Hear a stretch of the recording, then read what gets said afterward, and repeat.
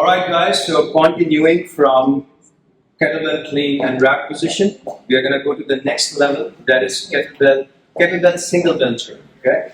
So what we're going to do in this video, first we're going to learn it without the bell, theoretically, and then we're going to put kettlebell inside the theory that we're going to learn so we can understand how we can measure. Now there are parts to it, okay? And because it's a detailed video, somehow I cannot put this in reels or shorts and explain the whole thing. This requires detailing, this requires time, and I'm ready to put time if you're ready to put time to learn how to perform an efficient and safe kettlebell rack. So before we lift the bell, there are 6 steps to it.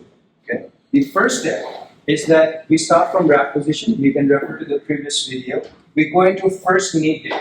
Look at my knees. We go down here. It's known as first knee dip, or first knee flexion, or first knee bend. So we go down here, and then we go into a full extension, which is almost invisible, but it's there. And I want you to pay attention because I'm going to go slow. So first knee bend, and look, this is knee extension, full knee extension, while I'm going to eject the bell. While this is happening, the arm is also traveling up.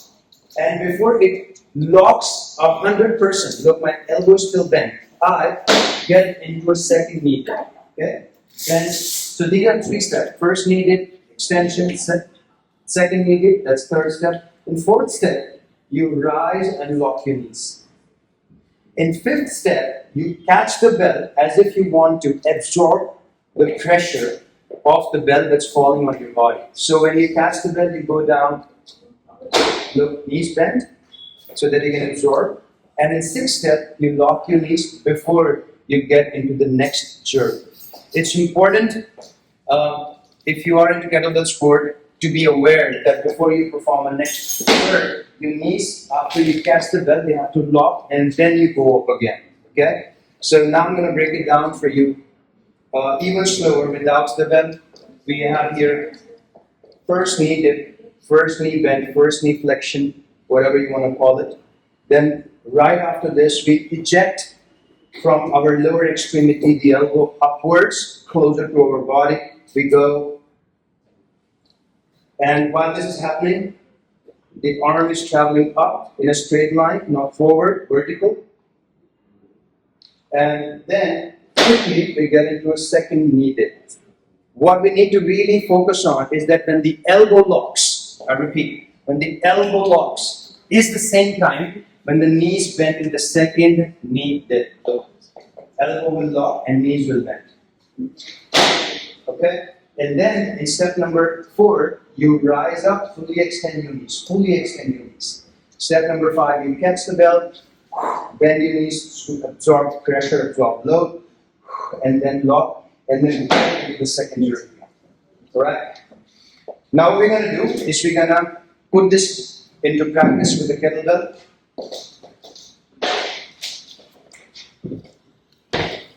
So you know how to handle the bell from the previous lessons. Grab, clean, grab. Okay? Now from here, look, my knees are locked. I'm going to throw the bell up. First knee dip. First knee dip. Now I'm going to extend. That's step number 2. Extension of the knees is step number 2. Look. First knee dip, extension of the knees. And second knee dip is the third step. Extension of the knees, 4th step. Catching the bell, 5th step. Locking the knees, 6th step. Okay? Now I'm going to break it down. Step number 1, first knee bend, first knee dip, first knee flexion. Step number 2, quick ejection of the bell and arm, and extension of the knees.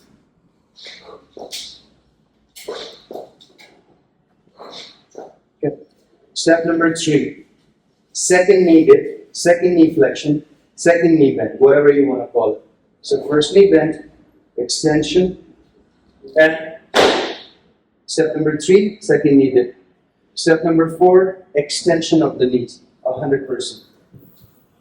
Okay? Step number 5, when you catch the bell, bend your knees to absorb load. Step number 6, Before you get into the next rep, lock your knees. That's step number 6. Okay?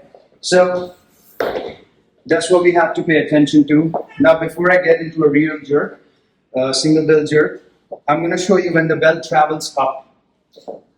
The positioning of the bell does not change from the rack position. So just to reiterate, curved part of the bell next to curved part of my hand, and the lower part of the bell rests on my ulnar bone. Okay? All right. So we stay here. When the bell goes up, the positioning of the bell does not change. So I'm going to show it to you. Look, the curved part of the hand is against the curved part of the kettlebell handle, and the lower part of the handle rests on my ulnar bone. Okay? Right, so this doesn't change. Now, a couple of reps. 1, 2, 3,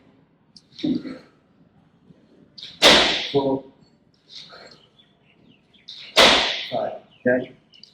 So when you put all the 6 steps together, you'll be able to see this fast movement that I'm doing.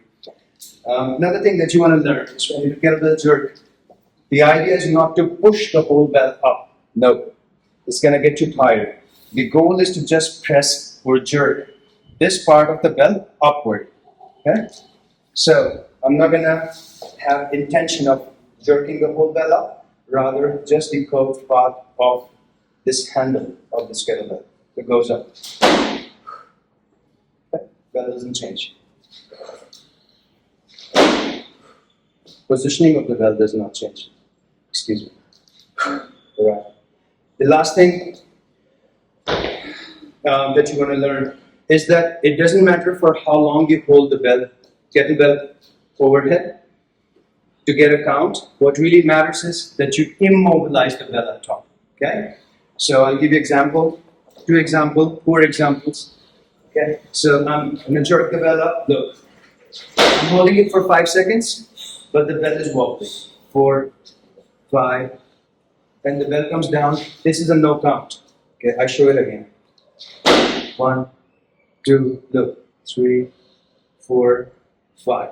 Of course, for the purpose of understanding, I'm exaggerating a little bit the movement at top.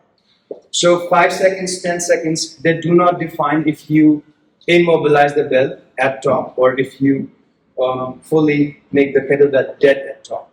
What does make sure that you are in a full lockout and the bell is not wobbly is if when you make it immobile. Okay, so look, I'm going to go up maybe for half a second, but the bell will be dead at top, immobile. 1, okay. 2, dead bell. 3, 4, 5. Okay. So time is not a measure of getting a count in kettlebell sport, but yes, to immobilize the bell, that is. I hope this helps for the purpose of kettlebell sport, as well as if you want to educate yourself in terms of how to perform an efficient kettlebell jerk and a safe kettlebell jerk. Have a good one.